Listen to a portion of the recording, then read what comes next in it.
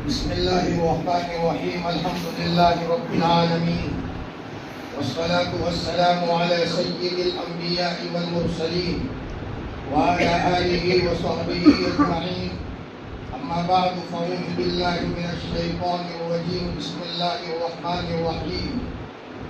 يا أيها الذين آمنوا قوا أنفسكم وأهليكم نارا. وقال تعالى: لقد كان لكم في رسول الله أسوة حسنة. وقال رسول الله صلى الله عليه وسلم: لا يؤمن أحدكم حتى يكون هواه تبعا لما جئت به، أو كما قال عليه الصلاة والسلام. اللهم صل على سيدنا محمد وعلى آل سيدنا محمد وبارك وسلم. اللهم صل على سيدنا محمد وعلى آل سيدنا محمد وبارك وسلم. اللهم صل على سيدنا محمد وعلى آل سيدنا محمد وبارك وسلم. بہت محبت کے قابل میرے عزیز دینی ایمانی بھائیوں اور پردے کے پیچھے موجود میری عزیز دینی بہنوں،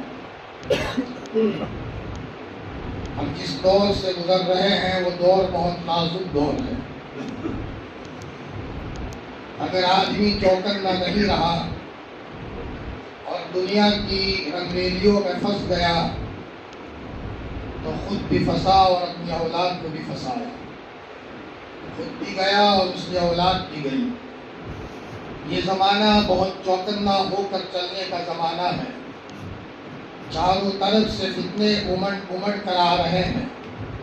حضرت سفیان ثوری رحمۃ اللہ علیہ فرماتے تھے کہ ایک زمانہ وہ تھا کہ ہمیں یہ ڈر لگتا تھا کہ کسی گناہ میں مبتلا ہو جائیں گے، لیکن اب وہ زمانہ چل رہا ہے کہ ڈر لگتا ہے کہ ایمان نکل جائے گا. بہت نازک دور ہے.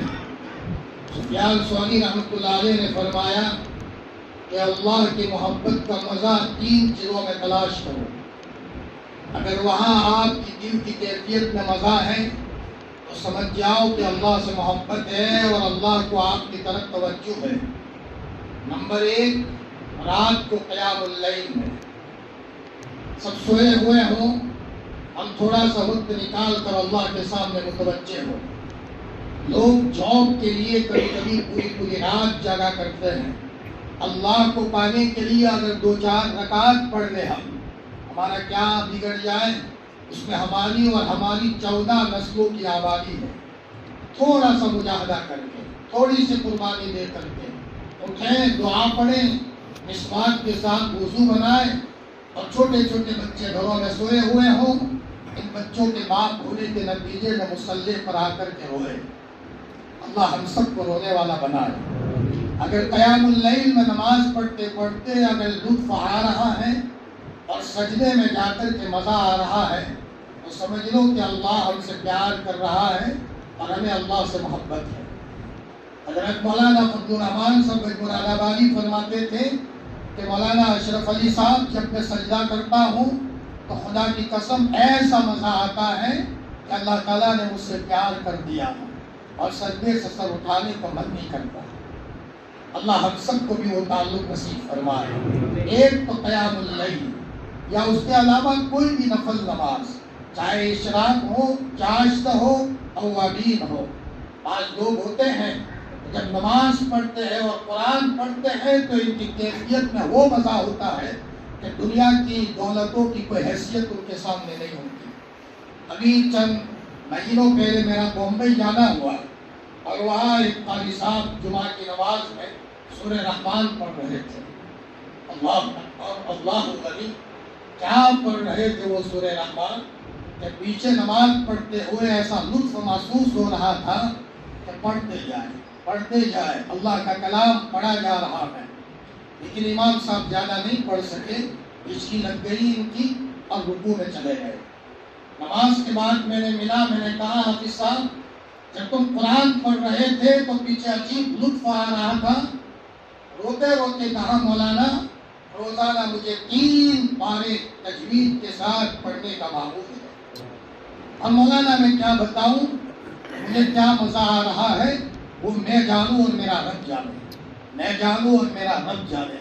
اس لیے میں حافظ ہونے والے بچے حافظوں کو کہتا ہوں، میرے بچوں جس دن قرآن کی تلاوت کا مزہ چکھ لو گے تو اگر باپ حیات ہے تو ان کے قدموں میں، اور اگر باپ قبر میں چلا گیا ہے تو تم قبر پر جا کر کے گھاڑی مار کر کے رو گے۔ ابا جی تم نے میرے سینے میں قرآن کیا دیا ہے، اللہ کی محبت کی چنگاری دی ہے، اور آج اسی قرآن کی برکت سے مجھے لطف آ رہا ہے۔ میرے عزیزوں، لطف کی چیزیں یہ ہیں، ایک تو آدمی کو نماز میں لطف آئے، دوسرا سفیان ثوری رحمۃ اللہ علیہ نے فرمایا کہ قرآن مجید کی تلاوت میں آدمی کو مزہ آئے، نماز میں مزہ آئے، اور آدمی کو قرآن پڑھنے میں مزہ آئے۔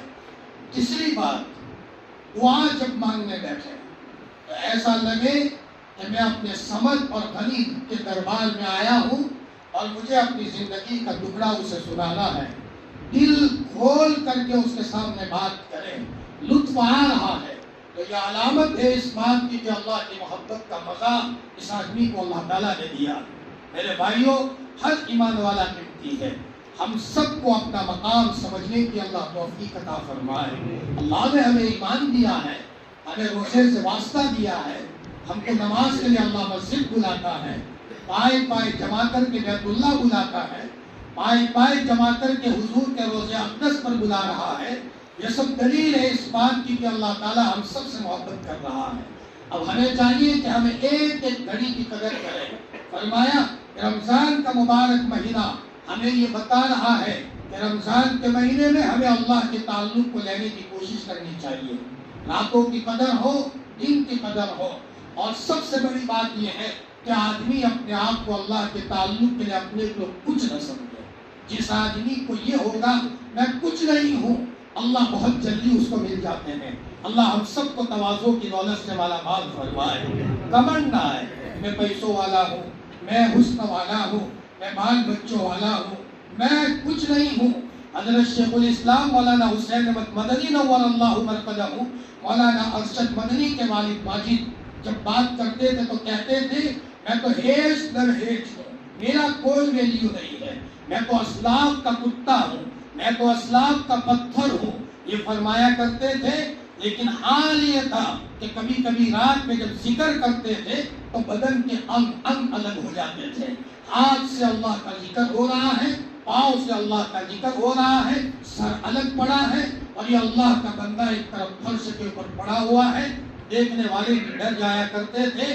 یہ حال تھا اس حضرت مدنی نور اللہ مرقدہ کا، جس آدمی کو اللہ نے تواضع کے دولت سے مالا مال فرمایا۔ میرے بھائیوں، اللہ کا قرب پانے کے لیے بڑی بات یہ ہے کہ ہم چھوٹے بن کر کے چلیں، اپنے معاشرے میں اپنے باپ کے سامنے تواضع ہو، اپنی ماں کے سامنے تواضع ہو، اپنے بھائیوں کے سامنے تواضع ہو، ہمارے دل میں گھمنڈ نہ ہو۔ گھمنڈ نے ہم کو اللہ سے دور کر دیا ہے کہ گھمنڈ اللہ کی صفت ہے، بندے کی صفت تو یہ ہے کہ بندہ تواضع کے ساتھ چلے۔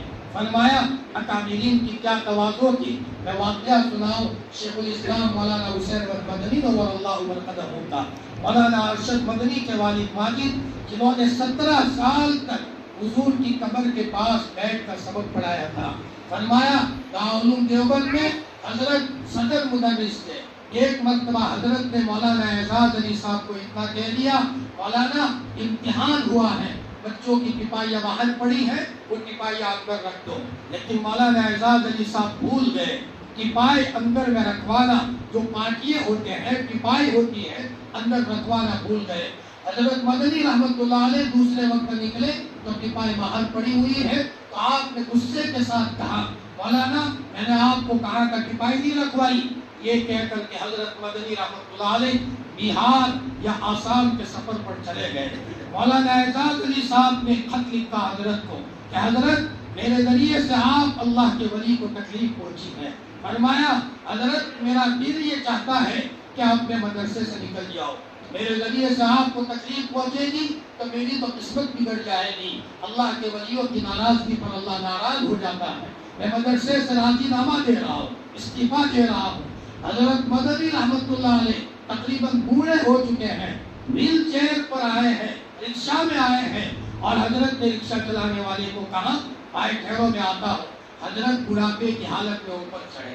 مولانا اعزاز علی صاحب سبق پڑھا رہے تھے, 60 بچے تھے اکیلی کلاس میں.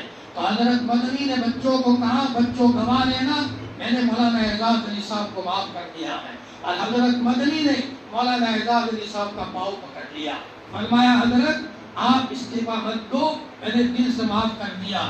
مولانا اعزاز علی صاحب رونے لگے, حضرت آپ اتنے بڑے اللہ کے ولی اور میرا پاؤں پکڑ رہے ہو. حضرت مدنی نے فرمایا نہ مولانا, میں نے معاف کر دیا ہے, آپ دل میں نہ رکھیں. میرے بھائیو, اتنا بڑا آدمی بچوں کے سامنے, ایک استاذ کے سامنے معافی مانگ رہا ہے.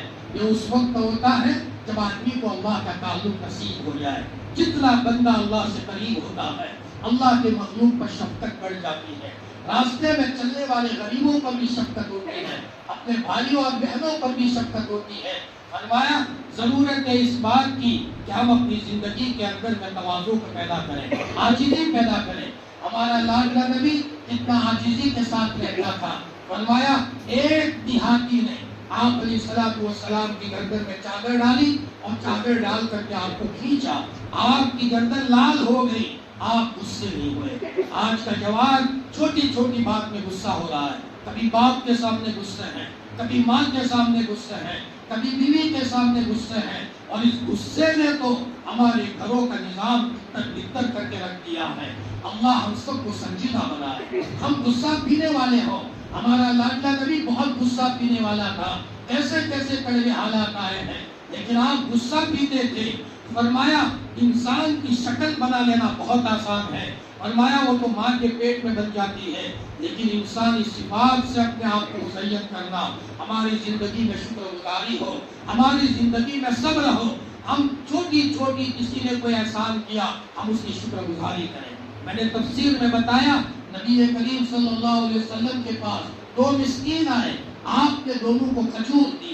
ایک کھجور لے کر چلا گیا, شکریہ بھی ادا نہیں کیا, اور دوسرے نے شکریہ ادا کیا تو آپ نے کہا اپنے جیب سے حضور کا 20 درہم نکالے. فرمایا لے جاؤ. فرمایا اس کا اور شکریہ ادا کیا تو آپ نے فرمایا تمہاری ماں کے پاس جاؤ, ام سلمہ کے پاس 40 درہم دے دیں, اندر سے گھر میں سے 40 درہم ملے. شکریہ ادا کرنے کا مزاج جب پیدا ہو جائے گا, انشاءاللہ ہم دکھی نہیں ہوں گے. روزانہ اللہ کا شکریہ ادا کریں. جس اللہ نے ہمیں تندرستی دی ہے, اس لیے میں بار بار کہتا ہوں, ہو سکے تو 2 رکعت پڑھیں, اس 2 رکعت میں شکریہ کی نیت کریں, صلاۃ التوبہ کی نیت کریں, صلاۃ الحاجہ کی نیت کریں, صلاۃ الاستعانہ کی نیت کریں, اور صلاۃ الاستخارہ کی نیت کریں. شکریہ ادا کرنے کا مزاج ہو, اپنی زندگی میں غصہ پینے کا مزاج ہو, اور اپنی زندگی کے اندر میں چھوٹا بن کر چلنے کا مزاج ہو, تواضع ہو. بعض اکابرین نے تواضع لانے کے لیے بہت اپنے آپ کا مجاہدہ کیا ہے تاکہ ہم چھوٹے بن جائیں, کمر پیدا نہ ہو. جب تواضع آتی ہے اللہ ملتے ہیں. نبی کریم صلی اللہ علیہ وسلم کو اللہ پاک نے معراج نصیب فرمائی, یعنی زمین سے آسمان پر بلایا, بڑی عزت کے ساتھ بلایا, براق سواری پر بلایا, جنت اور جہنم کا معائنہ کرایا. لیکن اللہ پاک نے وہاں نبی کی کون سی صفت بیان کی ہے؟ عبدیت کی صفت بیان کی ہے. سبحان الذی اسری بعبده لیلا من المسجد الحرام الى المسجد الاقصى الذی بارکنا حولہ. پاک ہے وہ ذات جو اپنے بندے کو راتوں رات لے گئی. اللہ کے رسول کے لیے بندے کا لفظ استعمال کیا, اور آپ فرمایا کرتے تھے میں تو ایک غلام ہوں اللہ کا, اس طرح کھاتا ہوں جیسے ایک غلام کھاتا ہے, جیسے ایک غلام کھاتا ہے. ہمارے اکابرین نے چھوٹا پن پیدا کرنے کے لیے کتنی محنت کی تھی. میں عام طور پر وہ واقعہ سناتا ہوں, دل ہلانے والا واقعہ ہے. دارالعلوم دیوبند میں بندیوں نے ہڑتال کر دی, اب ہم استنجا خانہ صاف نہیں کریں گے, اور وہاں تقریباً 10 کے قریب استنجا خانے تھے, اور سب نے ہڑتال کر دی. اب یہاں حضرت مدنی نور اللہ مرکزہ بھی موجود ہے. قاری طیب صاحب رحمۃ اللہ علیہ کا زمانہ ہے. فرمایا قاری طیب صاحب رحمۃ اللہ علیہ نے فرمایا بھائی بتاؤ بچوں کون استنجا خانہ صاف کرے گا؟ اب یہ سنڈاس کو صاف کرنا, استنجا خانے کو صاف کرنا کوئی معمولی بات نہیں ہے. کسی نے نام نہیں بتایا, تو پھر کسی نے کہا حضرت جو مخلص بندہ ہوگا وہ رات کے اندھیرے میں استنجا خانہ صاف کر لے گا. تو دیکھا گیا 10 کے 10 استنجا خانے صاف ہیں, دوسرے دن بھی صاف ہے. قاری طیب صاحب رحمۃ اللہ علیہ نے فرمایا مانو نہ مانو ہمارے مدرسے میں کوئی مخلص بندہ ہے. 3 بچوں کو کہا بچوں نگرانی کرو یہ کون مخلص بندہ ہے جو ہمارے مسجد مدرسے میں استنجا خانہ صاف کرتا ہے. 3 بچوں کو رات میں نگرانی میں لگایا. اللہ کا ایک بندہ رات کے اندھیرے میں آتا ہے اور چادر ڈال کر آتا ہے. ایک ڈبہ جنگل پھینکتا ہے, ایک ڈبہ جنگل پھینکتا ہے, 10 ڈبے پھینک دیتا ہے, لیکن پہچاننے میں نہیں آیا. قاری صاحب نے پوچھا, قاری طیب صاحب نے, بچوں پہچانا؟ حضرت پہچاننے میں نہیں آیا. دوسرے دن نگرانی کرو, پہچاننے میں نہیں آیا. تیسرے دن قاری صاحب نے کہا اب زبردستی معلوم کرو کہ کون ہے. 9 ڈبے پھینک دیے, پتہ نہیں چلا. 10ویں ڈبے پر بچے جمع ہو گئے. فرمایا بتاؤ بھائی تم کون ہو جو روزانہ صفائی کرتے ہو؟ انہوں نے کہا اللہ کے واسطے مجھے معاف کر دو. لیکن بچے بچے ہوتے ہیں. کسی نے چادر کھینچی تو وہ ڈبہ چھلکا اور وہ ان کے بدن کے اوپر اور ان کے چادر کے اوپر چھلکا, غلاظت چھلکی.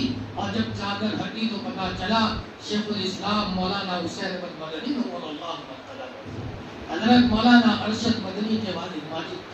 حضرت مدنی رونے لگے, روتے روتے کہا میرے بچوں اگر میرے پاس حدیث کا سبق پڑھتے ہو اس کا واسطہ, اگر میرے پاس مبارک سلسلوں میں بیت ہو تو مبارک سلسلوں کا واسطہ. بچوں یہ میرا اور اللہ کا راز تھا اور یہ فاش ہو گیا. بچوں تو کسی کو مت کہنا. اسی نے حضرت مدنی کو اس مقام تک پہنچایا تھا کہ جب حضور کی قبر پر جاتے تھے اور سلام کرتے تھے تو جواب آتا تھا وعلیکم السلام یا ولدی, او میرے پیارے بیٹے تم پر بھی سلام ہو, او میرے پیارے بیٹے تم پر بھی سلام ہو. میرے عزیزوں, خصوصاً میں جوانوں کو کہتا ہوں اپنے گھروں میں سائلنٹ رہو, اپنی بیوی کے ساتھ محبت سے پیش آؤ. ہماری تاریخ ہو ہم نے اپنی بیوی کو مارا نہ ہو. اللہ کی مخلوق کو مارنا, اللہ کی مخلوق کا دل دکھانا, خدا کی قسم اللہ کے مخلوق کا دل دکھا کر اللہ کبھی نہیں ملتا. ہاں ہم اللہ کو تلاش کرتے ہیں صرف تسبیح کے دانوں میں, اللہ کو ملتا ہے مخلوقات کی دعاؤں میں. ہاں فرمایا ہماری تاریخ ہو. ڈاکٹر عبدالحی صاحب عارفی رحمۃ اللہ علیہ فرماتے تھے 42 سال ہو گئے لیکن میں نے اپنی بیوی کو کبھی ڈانٹا نہیں ہے, میں نے کبھی آرڈر دے کر ان کو کام بتایا نہیں ہے. ایک مرتبہ ڈاکٹر عبدالحی صاحب عارفی رحمۃ اللہ علیہ کی کسی جگہ دعوت تھی. دعوت کھانے کے بعد حضرت نے کہا مستورات کو پردے میں لاؤ. پردے میں لانے کے بعد حضرت نے کہا بیٹا آپ نے ہمارے لیے کھانا بنایا, اللہ آپ کو بہترین بدلہ عطا فرمائے, بہت اچھا کھانا بنایا. اندر سے عورت کے رونے کی آواز آئی. ڈاکٹر صاحب نے میزبان کو کہا بھائی میں نے تو کوئی غلط نہیں کہا, اندر کی مستورات کیوں رو رہی ہے؟ اور اندر کی مستورات نے کہا مولانا اتنے سالوں سے میں اپنے شوہر کے لیے سالن بناتی ہوں, میرے شوہر نے کبھی تعریف نہیں کی ہے, آج جب تم نے تعریف کی تو میرا دل خوشی کے مارے بھر گیا اور مجھے خوشی کا رونا آیا, مجھے خوشی کا رونا آیا ہے. میں جوانوں کو کہتا ہوں اپنے ماں کے قدموں میں بیٹھو, اپنے ماں کے قدموں میں بیٹھو. ماں کی دعائیں تم کو کہیں سے کہیں پہنچا دے گی. اپنے باپ کے پاس بیٹھو, باپ کے گھر میں شریک ہو جاؤ. ہماری وجہ سے باپ دکھی ہو, ہماری وجہ سے ماں دکھی ہو اور ہماری وجہ سے دادا دکھی ہو, ہمارے غصے سے ابا امی پریشان ہو, دروازے میں قدم رکھے اور باپ یہ کہے میرا کلیجے کا ٹکڑا آ گیا ہے, ماں یہ کہے کہ میری آنکھوں کا نور آ گیا ہے, بیٹا تو نے میرا خیال رکھا ہے, اللہ تیرا خیال رکھے. خدا پاک کی قسم ماں باپ کی دعاؤں کے نتیجے میں اللہ پاک کہاں سے کہاں بھی پہنچ جاتا ہے. اساتذہ کی دعائیں, ماں باپ کی دعائیں کہاں سے کہاں پہنچ جاتی ہے. مولانا احمد علی صاحب لاہوری فرمایا پہلے مسلمان نہیں تھے, سکھ گھرانے سے تعلق رکھتے تھے, لیکن جب مسلمان ہوئے ان کی ماں نے آ کر جوتے سے مارنا شروع کیا, برابر مار رہی ہے. مولانا احمد علی صاحب لاہوری جوتے کھا رہے ہیں اور ان کی ماں نے کہا احمد بولتا کیوں نہیں ہے میرے سامنے؟ ماں جس مذہب کو میں نے قبول کیا ہے وہ مذہب میری ماں کے سامنے بولنے کی اجازت نہیں دیتا. ماں میں نے مذہب اسلام قبول کیا, بیٹا مجھے بھی کلمہ پڑھا دے. یہ کیسا پیارا مذہب ہے جس مذہب میں ماں کا اتنا احترام ہو. فرمایا مولانا احمد علی صاحب لاہوری رشتے نہیں مل رہے تھے. شیخ الہند رحمۃ اللہ علیہ نے فرمایا کہ بیٹا تجھے رشتہ چاہیے؟ کہ جی حضرت دعا فرما دیجئے۔ استاذ کا دل خوش کیا تھا، دعا کی کہ اللہ میرے مولوی احمد کو رشتہ دے دے، سبق پڑھا رہے ہیں۔ اتنے میں ایک آدمی آیا، حضرت میری ایک خوبصورت لڑکی ہے، میں چاہتا ہوں کسی مدرسے کے کسی بچے سے اس کا نکاح کرا دوں اور اس کا بیاہ کرا دوں۔ فرمایا کس سے کرو گے؟ فرمایا مولانا آپ بتائیے۔ مولانا نے کہا نا آپ بتائیے۔ تو سارے بچوں میں سے اسی بچے کے سر پر ہاتھ رکھا جو مولانا احمد علی صاحب لاہوری تھے۔ دعا ہوتی ہے، اللہ پاک کسی کو بھیجتے ہیں اور اس کا ہاتھ اسی آدمی کے سر پر لگتا ہے جس کے لیے استاذ کی دعائیں لگی ہیں۔ میرے بھائیوں، اپنے گھروں کا سسٹم بہت صحیح کریں۔ فرمایا ہمارے گھروں میں ہم اپنی بیوی کو دیندار بنائیں، اس کے لیے ہمیں چست بننا پڑے گا، ہم عاجزی کے ساتھ رہیں۔ ہمارا نبی کتنا عاجزی والا تھا، 5 بچوں نے آپ کے گود میں پیشاب کیا ہے، ایک شخص نے آپ کے گردن میں چادر ڈالی اور آپ کو زور سے کھینچا، محبوب کی گردن لال ہو گئی اور یوں کہہ رہا ہے اے محمد میں 2 اونٹنیاں لایا ہوں، راشن دے دو۔ اپنے باپ کا نہیں دیتے، اپنے باپ کا نہیں دیتے، بڑے بے ادبی کا جملہ استعمال کیا۔ صحابہ غصے ہو رہے ہیں، لیکن آپ علیہ السلام نے فرمایا مت غصے ہو۔ فرمایا میں نہیں دوں گا یہاں تک کہ تم مجھے بدلہ نہ لینے دو۔ انہوں نے فرمایا خدا کی قسم بدلہ نہیں لینے دوں گا۔ ادھر حضور کہہ رہے میں بدلہ لے کر رہوں گا، وہ نہامی صاحب کہہ رہے اللہ کی قسم میں بدلہ نہیں لینے دوں گا۔ یوں کہتے کہتے پھر آپ علیہ السلام مسکرائے، صحاباؤں کو کہا ایک اونٹنی پر ایک اللہ دو، دوسری اونٹنی پر ایک اللہ دو اور جاؤ اللہ کی رحمت کے ساتھ۔ صحاباؤں کو کہا لوٹ جاؤ۔ میرے بھائیوں، جو نبی اتنا پیار والا ہو، ہم اس نبی کا نام لیتے ہو اور ہماری زندگی اپنی فیملی کے ساتھ غصے والی ہو، اپنے بچوں کے ساتھ سختی والی ہو۔ بچوں کو بھی پیار کی ضرورت ہے، اپنے بچوں کو بھی ہم پیار کریں۔ فرمایا جب بچہ بڑا ہوتا ہے اس کو اپنے باپ کے پیار کی زیادہ ضرورت پڑتی ہے۔ فرمایا اگر باپ اپنے بچے کو بلا کر بیٹا کہہ کر کے کہے، فرمایا تو بیٹا کہنے سے وہ بچہ پانی پانی ہو جاتا ہے۔ اور کبھی کبھی اگر باپ ہونے کے نتیجے میں ہم اپنے بچے کے نیکی کے اہتمام پر اس کی پیشانی پر بوسہ دیں، خدا کی قسم اس بچے کے لیے تو عید کا دن ہوتا ہے۔ مجھے یاد پڑتا ہے میرے والد ماجد نے ایک مرتبہ میری پیشانی پر بوسہ دیا، میرے لیے تو عید کا دن تھا۔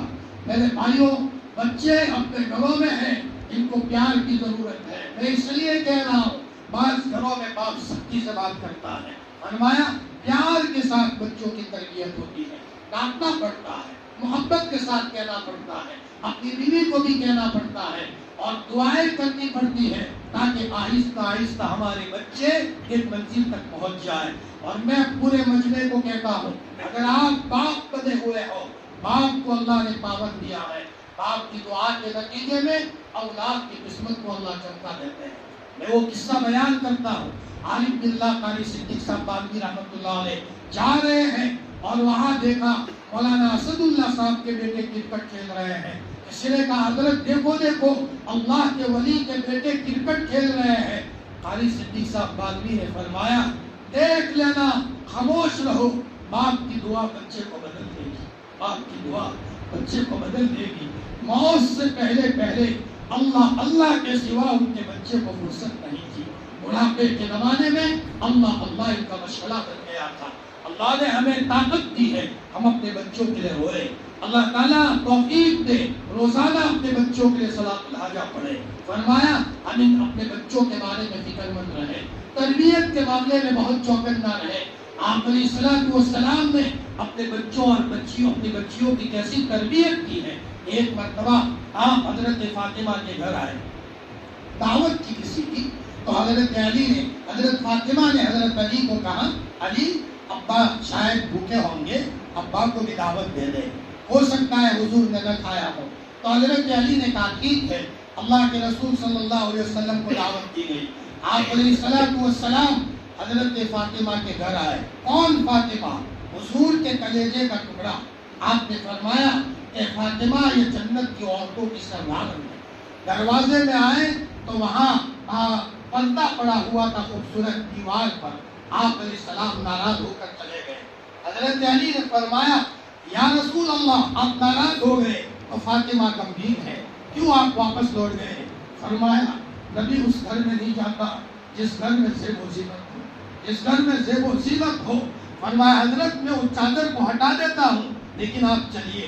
پھر آپ علیہ الصلوۃ والسلام اپنے گھر میں آ رہے ہیں، اپنی بیویوں سے کتنی محبت ہے۔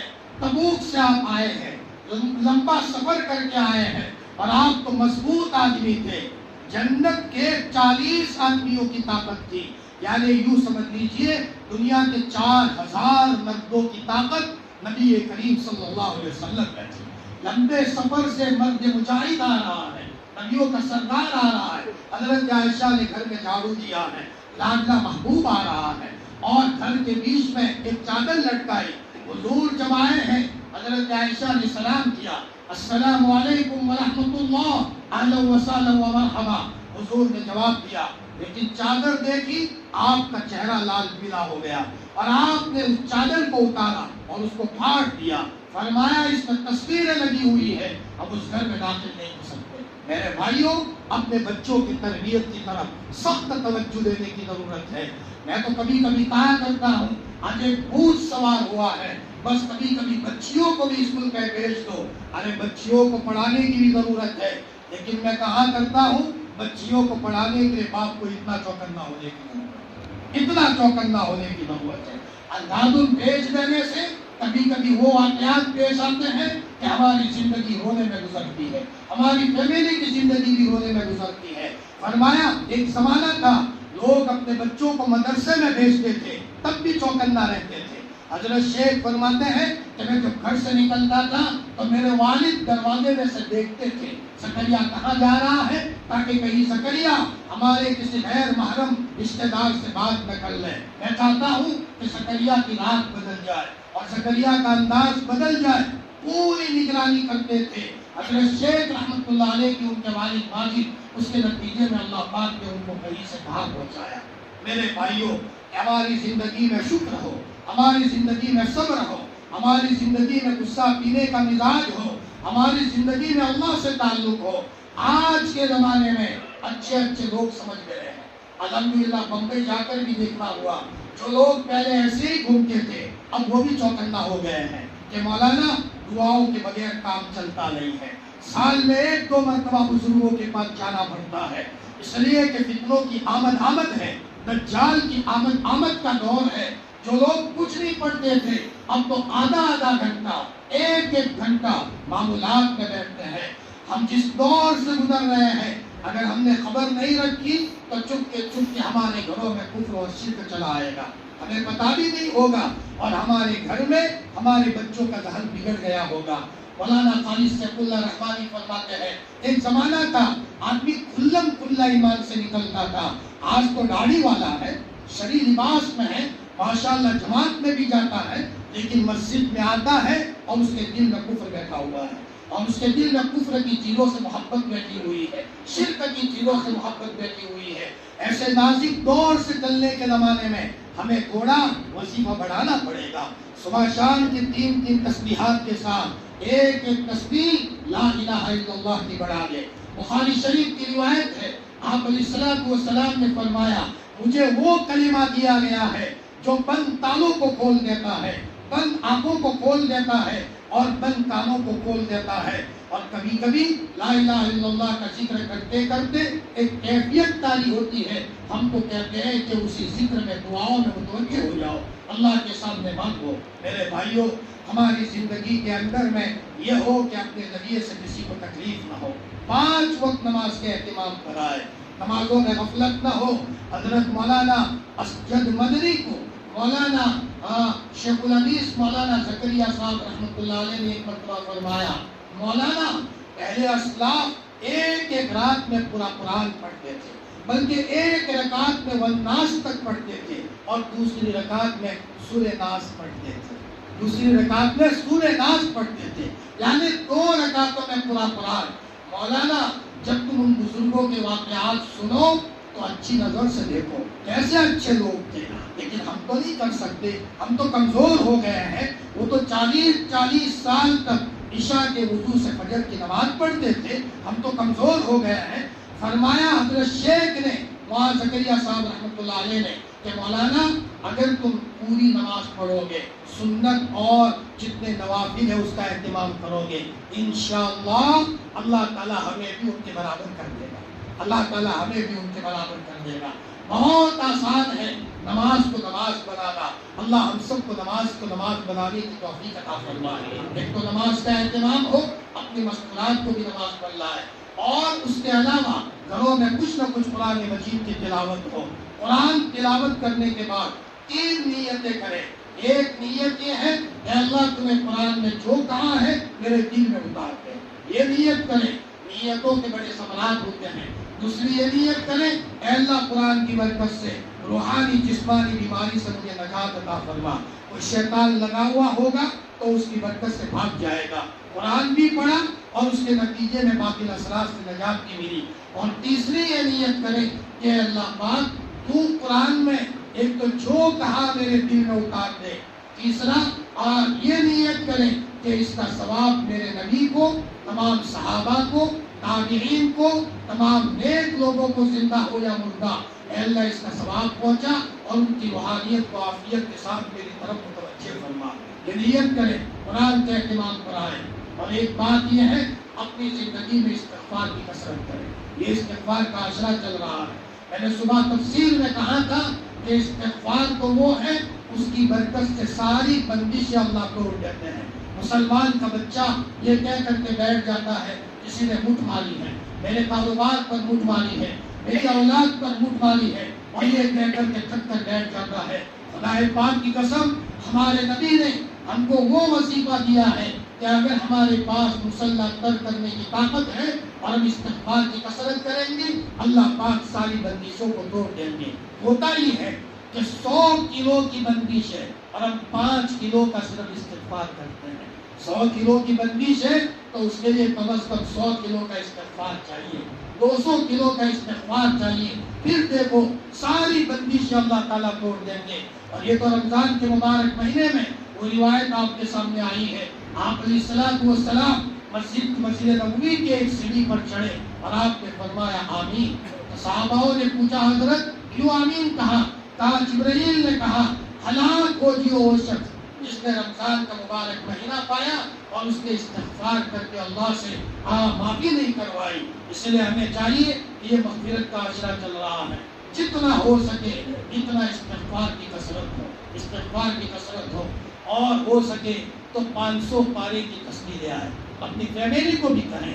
استغفار کا مطلب اے اللہ میں معافی مانگتا ہوں تو میری پکڑ مت کرنا، انشاءاللہ اللہ ہمیں پکڑے گا نہیں، اللہ ہمیں معاف کرے گا۔ قرآن کی ایک آیت تو بتاتی ہے کہ استغفار نبی کا بدل ہے، نبی کے ہوتے ہوئے جیسے عذاب نہیں آتا، استغفار کے ہوتے ہوئے بھی اللہ ہمیں نہیں پکڑے گا۔ استغفار کی کثرت کی ضرورت ہے۔ اس کے علاوہ ایک بات یہ ہے میرے بھائیوں، اپنے ذمے کسی کا حق باقی نہ رہے، اس معاملے میں ہم صفر ہیں۔ آپ چلتے چلتے کسی کو گالی دے رہے ہو، سزا ملے گی، یہ ظلم ہے، یہ ظلم ہے۔ سن لو میری بات، یہ ظلم ہے۔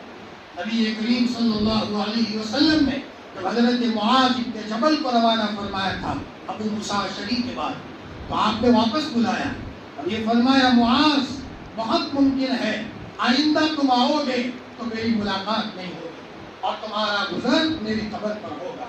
جب یہ کہا تو حضرت معاذ ہچکیاں لے کر کے رونے لگے۔ معاذ کا رونا دیکھ کر نبی کریم صلی اللہ علیہ وسلم بھی رو گئے۔ آپ نے چہرہ پھیر دیا، پھر آپ نے فرمایا معاذ مت گھبراؤ، اگر تم ایمان کی حالت میں دنیا سے جاؤ گے، جہاں کہیں بھی تم مرو گے، جہاں کہیں بھی دفن ہوگے، اللہ پاک کل قیامت کے دن ہمارے ساتھ تمہارا حشر کرے گا۔ یہ آپ نے حضرت معاذ کو فرمایا۔ آپ نے فرمایا معاذ ظلم سے ڈرنا، ظلم مت کرنا، ظلم کل قیامت کے دن بہت ساری اندھیریاں بن کر کے آئے گا، اور مظلوم کی آہ اور اللہ کے درمیان میں کوئی ہار نہیں ہے۔ میں دیکھ رہا ہوں اپنے معاشرے میں لوگ اس معاملے میں بہت غفلت میں چل رہے ہیں، ان کو احساس نہیں ہے اور ظلم کی سزائیں چکھ رہے ہیں۔ میں اس کا واقعہ بیان کروں، ابو مسلم خولانی رحمۃ اللہ علیہ بہت بڑے تابعی گزرے ہیں، ان کو مسیلمہ کذاب نے آگ میں ڈالا تھا، لیکن اللہ پاک نے ان کی حفاظت کی۔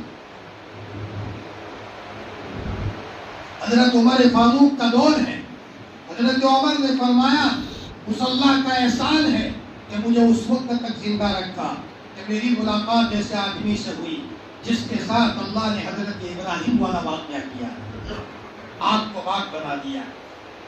یہ ابو مسلم کا معمول تھا، گھر آتے تھے سلام کرتے تھے، السلام علیکم ورحمۃ اللہ وبرکاتہ، بیوی جواب دیتی تھی، گھر میں جا کر زور سے کہتے تھے اللہ اکبر، اللہ بڑے، تو بیوی بھی کہتی تھی اللہ اکبر۔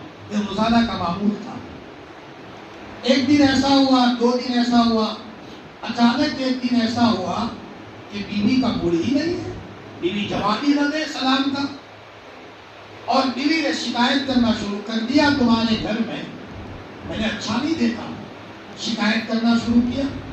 ابو مسلم سمجھ گئے مانو نہ مانو آج جس کا ذہن کسی نے بگاڑا ہے۔ جیسے ذہن بگاڑتے ہیں لوگ رشتے کے بارے میں، کسی کے بارے میں تو کہا کرتا ہوں کہ اگر اپنے بچے کے گھر میں کوئی بیوی آئی تھی اور طلاق ہو گئی، ہمارے پاس کوئی آ کر پوچھے مولانا فلانی بیوی آپ کے گھر، بچی آپ کے گھر میں بہو بن کر آئی تھی اور طلاق ہوئی ہے، اس کے بارے میں آپ کا کیا خیال ہے؟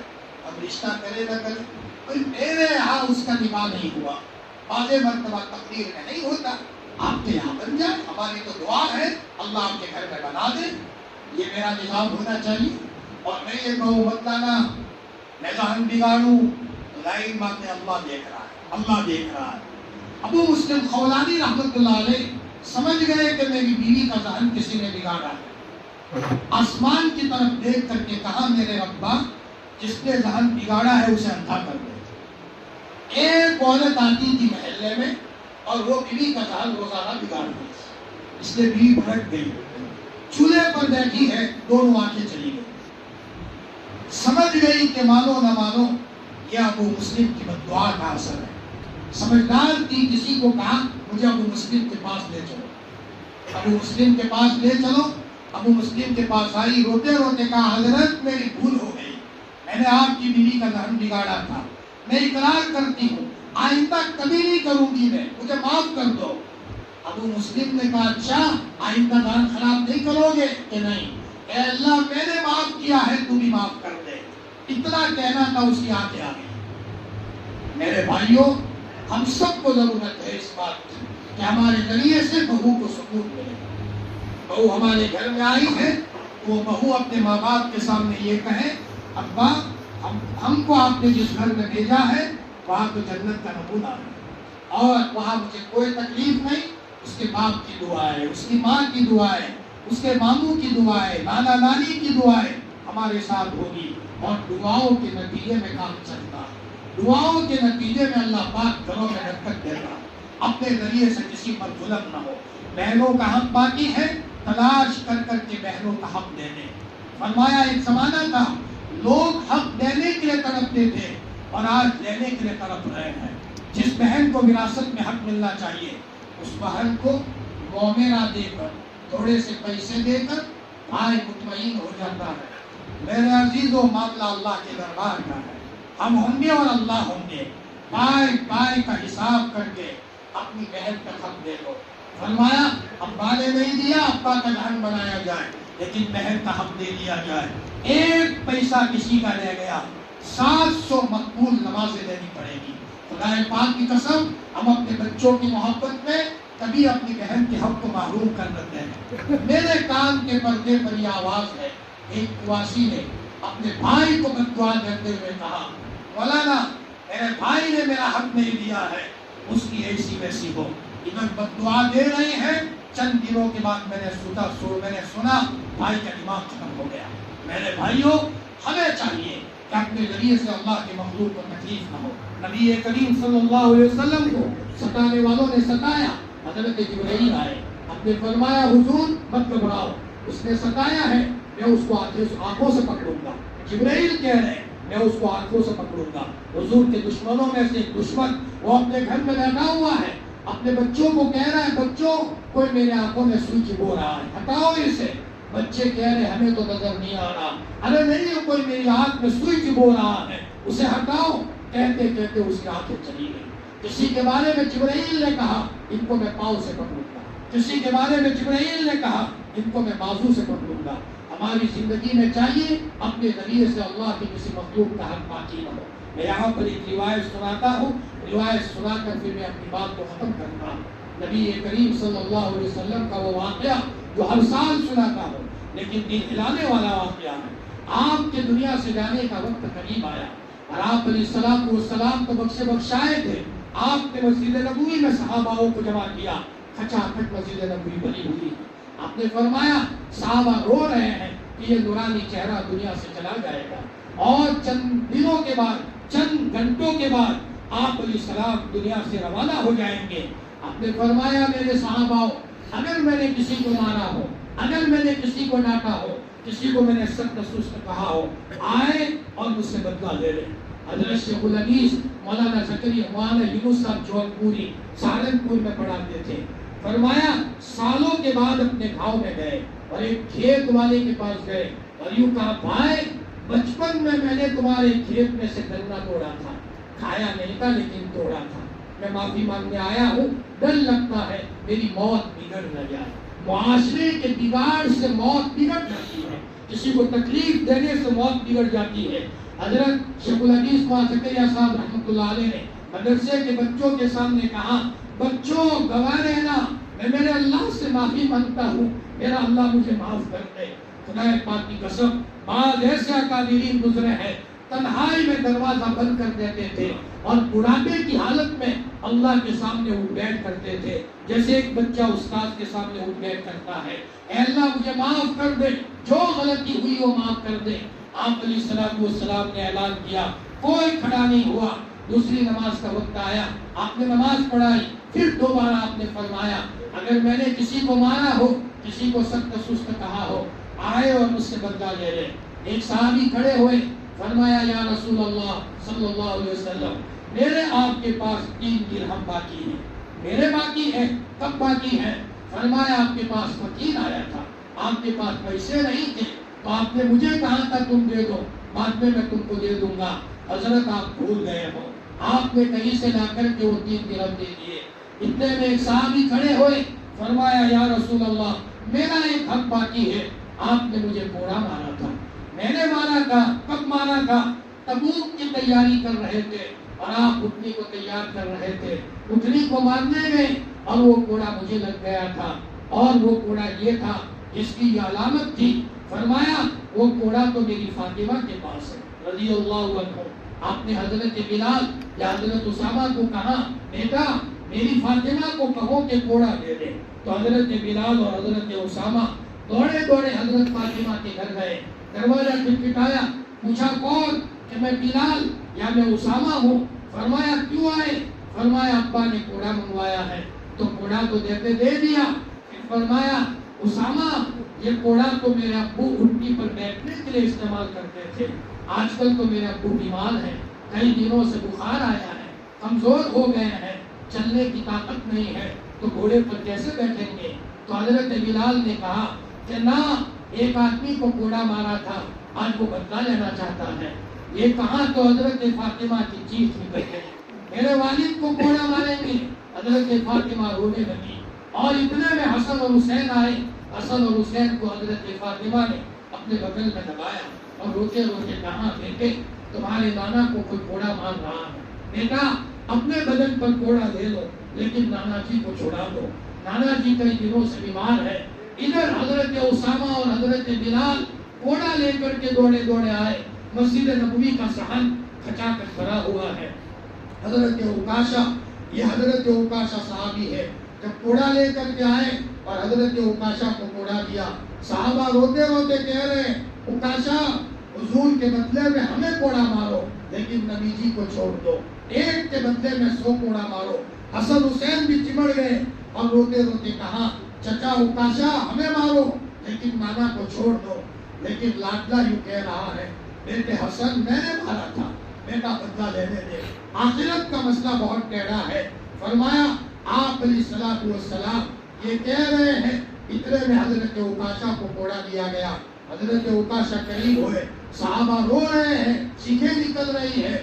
حضرت اوکاشا قریب آئے تو فرمایا حضرت جب آپ نے کوڑا مارا تھا میرے بدن کے اوپر چادر نہیں تھی اور آج تو آپ کے بدن پر چادر ہے. نبوت نے اپنی چادر کو ہٹا دیا, اللہ کے رسول نے چادر ہٹا دی. حضرت اوکاشا پیچھے آتے ہیں اور حضور کے کمر پر چمٹ کر تھاڑے مار کر کے رونا شروع کرتے ہیں اور روتے روتے فرمایا حضرت میری کیا مجال کہ میں آپ کو ماروں, لیکن میں نے سنا ہے جس کا بدن نبی کے بدن سے لگ جاتا ہے اس بدن کو جہنم کی آگ نہیں چھوتی. میں نے اسی لیے یہ کام کیا ہے. میرے عزیزو, لاڈلا نبی دنیا سے جا رہا ہے, سب کے حقوق معاف کروا رہا ہے. ہمیں چاہیے کہ ہمارا معاملے کا معاملہ کلیئر ہونا چاہیے.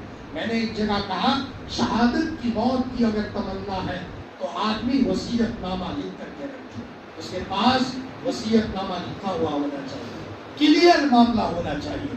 ابو داؤد شریف کی روایت ہے اگر کوئی وصیت کے ساتھ دنیا سے جائے گا, چاہے لکھی ہوئی وصیت ہے, اللہ پاک اس کو تقوی کی موت دیں گے اور شہادت کی موت دیں گے. فرمایا ہمارا جو لیور دیور کسی سے بھی ہو تو معاملہ کلیئر ہو, ہم نے کسی کا راستہ دبایا ہوا ہے. میرے بھائی تھوڑے دن کے لیے راستہ دبا دیا, اب وہ چلنے والا یہ کہے گا اس منحوس نے میرا راستہ دبایا ہے, ہمیں چین کہاں سے ملے گا. میں کہیں پروگرام میں گیا تھا, رات کو 2 بجے گاؤں میں پہنچ رہا ہوں, گاڑی کا ڈرائیور مجھے یہ کہہ رہا ہے مولانا یہ میرا گھر آ گیا, لیکن اس منحوس نے میرا راستہ روک دیا اور مولانا میری پوری فیملی پریشان ہے. اور وہ بڑا آدمی 50 سال کا آدمی, اپنے آنکھوں میں سے آنسو بہا رہا ہے. میں نے کہا تو رو رہا ہے لیکن مجھے یقین ہے کہ صاحب مکان بے چین ہوگا, اس کو چین اور سکون نہیں ہوگا. میرے بھائیوں جس کا جو حق ہو اس کو حق دے دے. فرمایا بندوں کے حقوق کو ضائع کرنا, ہم تسبیح کو گھما لیتے ہیں, اللہ کے راستے میں چلے جاتے ہیں, لیکن ہمارا معاملہ بھائیوں سے کلیئر نہیں ہوتا, ہمارا معاملہ اپنے بہنوں سے کلیئر نہیں ہوتا, ہمارا معاملہ ہماری ماں سے کلیئر نہیں ہوتا. ماں دکھی ہے کہ 20 سال ہو گئے اور یہ جواب اپنی ماں سے نہیں بولا, یہ جواب اپنی ماں سے نہیں بولا. میرے بھائیوں خدا پاک کی قسم اللہ کی مخلوق کو خوش رکھیں گے تو یہاں مسجدوں میں دن لگے گا. سفیان ثوری فرمایا کرتے تھے کہ اگر تم مخلوق کی خدمت کرو گے تہجد میں راتوں میں رونا آئے گا, تم مخلوق کی خدمت کرو گے تم کو قرآن کی تلاوت کا مزہ آئے گا. ماں خوش ہے, باپ خوش ہے, چچا خوش ہے. ہمارا مذہب تو بڑا نرالا مذہب ہے, ہر ایک کے حقوق بتائے ہیں, ایک ایک کے حقوق کی تلقین ہمارا لاڈلا نبی کر کے گیا ہے. فرمایا سب کے حقوق کو ادا کر کے اب جب مسجد میں آئیں گے انشاءاللہ ہمارا معاملہ بہت کلیئر ہوگا. ہمیں چاہیے کہ اگر کسی کا کوئی حق باقی ہو ہم حق ادا کریں اور ہمارے ذریعے سے ہماری ماں خوش ہو. اگر کچھ نہیں دیا ماں باپ نے, کچھ نہیں دیا, لیکن باپ اتنا کہتا ہے بیٹا میری دعا آپ کے ساتھ ہے, انشاءاللہ ہماری 5 انگلیاں گھی میں ہوگی. اگر ہماری ماں نے ہمیں کچھ نہیں دیا لیکن ماں نے اتنا کہا بیٹے تو نے میرا کلیجہ ٹھنڈا کیا ہے, اللہ پاک تیری 5 انگلیاں گھی میں کرے, انشاءاللہ ہم زندگی میں دیکھیں گے اللہ ہمیں بہت سخی کرے گا.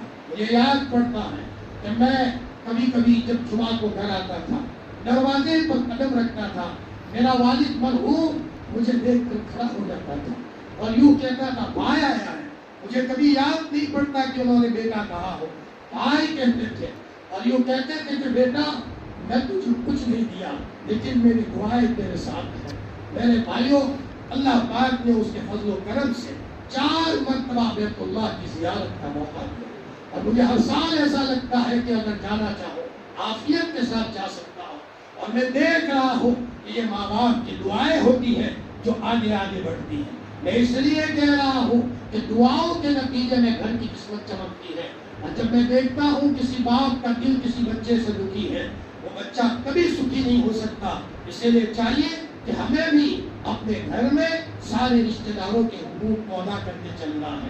اگر کوئی ہم سے ناراض ہو ہم ناراض نہ ہو. امام زین العابدین رحمۃ اللہ علیہ یہ حال تھا, ایک آدمی ہر مجلس میں امام زین العابدین کو برا بھلا کہتا تھا. ایک مرتبہ مارکیٹ میں امام زین العابدین اور دونوں کا آمنا سامنا ہو گیا. وہ آدمی شرم کے مارے مسجد میں گھس گیا. امام زین العابدین باہر کھڑے ہو گئے. جب یہ مسجد سے نکلا تو امام زین العابدین نے جو حضرت علی کے خاندان سے ہے ہاتھ پکڑا. کہا بھائی جتنا ماننا ہو مان لو, جتنا برا بھلا کہنا ہو کہہ دو, لیکن مجھ سے ناراض مت رہو. تم ایمان والے ہو, تمہاری ناراضگی مجھے گوارا نہیں ہے. اللہ اکبر. ایک ایمان والا ایک ایمان والے کے ساتھ یہ معاملہ ہوتا ہے کہ اس کا کتنا خیال رکھتا ہے. فرمایا آج اس بات کی ضرورت ہے نماز کے اہتمام پر آئے, شکر گزاری ہو, ہماری زندگی میں صبر ہو, قرآن مجید کی تلاوت کا اہتمام ہو. اور میں جوانوں کو کہتا ہوں, میرے عزیز جوانوں, صرف 2-4 تسبیح پڑھ کر کے تم قناعت مت کرو. تمہارے دلوں کی گہرائیوں میں اللہ نے بہت کچھ رکھا ہے. آدھا گھنٹہ اللہ کو دے لو, آدھا گھنٹہ اللہ کو دے دو. ڈاکٹر عبدالحی صاحب عارفی رحمۃ اللہ علیہ فرماتے تھے چلتے چلتے اللہ سے بات کرو, چلتے چلتے اللہ سے بات کرو. بچہ بیمار ہوا ہے مشق کرو, فرمایا مصلی پکڑو اور یہ کہو کہ بار الہ بچہ بیمار ہوا ہے, میرے پاس پیسے نہیں ہے, اے اللہ میں غریب کا بچہ ہوں, تو غریب نہیں ہے تو انتظام فرما دے. جیسے ایک ظالم بادشاہ کے پڑوس میں ایک عورت نے مکان بنایا, بیوہ عورت تھی, اور ظالم بادشاہ کے مکان کے مقابلے میں بیوہ عورت کا مکان اونچا بن گیا. تو ظالم بادشاہ نے کہا میرے مکان کی تم نے توہین کی ہے, تمہارا مکان مجھے بیچ دو. کہا نہ بیچوں. تو کہا ایسے ہی دے دو, ایسے بھی نہ دو. کہ ٹھیک ہے. یہ بیوہ عورت ادھر ادھر کہیں گئی تو ظالم بادشاہ نے اس بیوہ عورت کے مکان کو زمین کے برابر کر دیا. وہ بیوہ کہیں گئی تھی, جب وہ آئی تو دیکھا میرا مکان کسی نے گرا دیا ہے. پوچھا کس نے گرایا؟ کہ بادشاہ نے گرایا. ظالم بادشاہ نے کہا میرے اللہ میں تو نہیں تھی لیکن تو تھا, میرا مکان اس نے گرا دیا, تو اسے پکڑ. اے اللہ اس نے میرا مکان گرا دیا. اتنا کہنا تھا. رات میں بادشاہ سویا ہے, اپنے مکان سمیت زمین میں دھس گیا, اپنے مکان سمیت زمین میں دھس گیا. میرے بھائیوں ہماری ذمہ داری ہے کہ ہم ذرا اپنی زندگی میں انسان بن کر کے چلے, اپنے ذریعے سے کسی کو تکلیف نہ ہو. ارے چڑیا کو پانی پلاؤ گے تو اس کا بھی بدلہ ملے گا, چڑیا کی دعا لوگے تو اس کا بھی بدلہ ملے گا. تو انسان کی اگر دعا لوگے تو اللہ تعالیٰ کہاں سے کہاں پہنچائیں گے. ایک صحابی کے بدن میں زخم آتا تھا اور زخم آتے آتے ٹھیک نہیں ہوا تو کسی نے کہا کنواں کھودو اور لوگوں کو پانی پلاؤ. کنواں کھودا, لوگ پانی پینے لگے, ان کا زخم آٹومیٹک ٹھیک ہو گیا. حقیقت یہ ہے صدقے کی طاقت اللہ تعالیٰ نے زبردست دی ہے. یہ صدقہ تو وہ ہے کہ نبی کی بد دعا بھی اثر نہیں کرتی, صدقے کی وجہ سے نبی کی بد دعا بھی اثر نہیں کرتی. صالح علیہ السلام کے زمانے میں ایک آدمی تھا, لکڑہارا تھا, میں بات کو ختم کر رہا ہوں. لوگ پریشان تھے. کسی نے کہا صالح علیہ السلام کو کہ حضرت اس لکڑہارے کے لیے بد دعا کرو کہ وہ ضائع ہو جائے. تو صالح علیہ السلام نے بد دعا کی, چلو کام بن جائے گا. لیکن وہ تو آتا ہے ہنستے ہنستے جاتا ہے, ہنستے ہنستے آتا ہے جاتا ہے, کچھ نہیں ہوتا. صالح علیہ السلام کو لوگوں نے کہا حضرت وہ تو پریشان کرتا ہے اور سدھرا بھی نہیں. تو فرمایا اچھا دعا قبول نہیں ہوئی, کہاں ہے؟ کہ لکڑیاں لے کر آ رہا ہے, بلاؤ اسے. لکڑیاں لائی گئی, کہاں کھولو اسے. کھولا تو اندر میں سانپ تھا, اسدہا تھا. فرمایا اس کا منہ اللہ نے بند کر دیا. تیرا کیا عمل ہے؟ روزانہ 2 روٹی بناتا ہوں اور میں کسی نہ کسی سائل کو دے دیتا ہوں. فرمایا اس صدقے کی برکت سے اللہ تعالیٰ نے یہ اسدہا تو مسلط کیا تھا لیکن صدقے کی برکت سے اس کا منہ اللہ نے بند کر دیا. میرے بھائیوں ہمیں چاہیے کہ اللہ کے تعلق میں اضافہ ہو, لہذا روزانہ آدھا گھنٹہ نکال کر اللہ سے دعا کرنا ہے. کریں گے بھائی؟ جی ماشاء اللہ. اب یہ میں اس علاقے کے تعلق سے بھی کہوں, یہاں تقریباً 3 سال سے ہمارا نظام چل رہا ہے. یہاں کے جوان بڑے زندہ دل جوان ہیں, لیکن میں یہاں کے جوانوں کو کہتا ہوں کہ صرف کسی پر قناعت نہیں کرنا. اللہ وہ وقت ہے کہ یہاں کے جوان صبح اٹھ کر تہجد کے موقع پر اپنے گھروں میں رونے والے بنے. دیکھ لو انشاءاللہ کیا کیفیتیں بنتی ہیں. گھروں گھروں میں اللہ کا ذکر زندہ ہو. جنہوں نے بھی خدمت کی ہے اللہ ان کو خوب برکت عطا فرمائے, ان کے نسلوں میں دین کے داعی پیدا فرمائے. امام غزالی نے احیاء العلوم میں لکھا ہے اگر کوئی قرآن اور صاحب قرآن کو ادب سے دیکھتا ہے تو اللہ تعالیٰ اس کے نسلوں میں علماء ربانیین پیدا فرماتے ہیں. محنت رائے جا نہیں جاتی, محنت اور جو خدمت کرتے ہیں وہ ضائع نہیں جاتی۔ ایک مرتبہ مولانا ابو الحسن علی میاں کو کسی نے کہا حضرت دعا فرما دیجئے کہ اس میں خاتمہ نصیب ہو۔